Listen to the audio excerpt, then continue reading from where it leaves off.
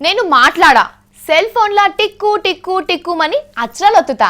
అందులో కంప్యూటర్ ఉంటుంది కదా, అట్లా ఒత్తుతేనే నేను నీతో మాట్లాడినట్టు. నేను రాసిన దాన్ని చదువుకోర్రి, మన పేపర్లలో కూడా ఏముంచిర్రి.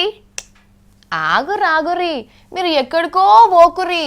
ఈ ఏషం నాది కాదు.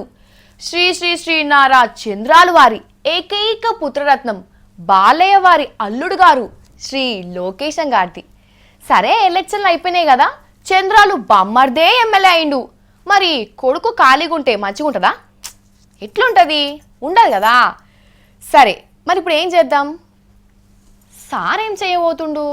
ఇంటర్నెట్ ట్విట్టర్ పిట్టే నారా లోకేశం ఇప్పటికి పనివంతుడైతుండమ్మా. ఇన్ని రోజులు ఎట్లుంటుండే, గాలికి తిరుక్కుంటా కంప్యూటర్లో పిట్టరాతలు రాసుకుంటా కూర్చుంటుండే. అప్పుడప్పుడు పార్టీ ముచ్చట్ల ఏలు పెడుతుండే. పార్టీలో నీదేందనే వాళ్ళని అడిగినా గానీ ఏం చెప్పుకోలేకపోతుండే. కానీ ఇప్పటి సంది అట్లా కాదు. లోకేశం ఎవరని అడిగితే కార్యకర్తల నిధికి కోఆర్డినేటర్ అని చెప్పవలసి ఉంటది. ఇక ఎందుకంటే మొన్న గండిపేటలో పెట్టిన మహానాడులా కార్యకర్తల నిధిని పెడితే మంచిగుంటదని అందరు ముంగడే చెప్పిండు కదా. గా ముచ్చటిన చంద్రాలు నా కొడుకు ఎంత ఎదిగిండని లోపలనే మురిసినట్టుండు. వెంటనే ఒప్పుకొని ట్రస్ట్ పెడుతున్నా అని ప్రకటన చేసిండు.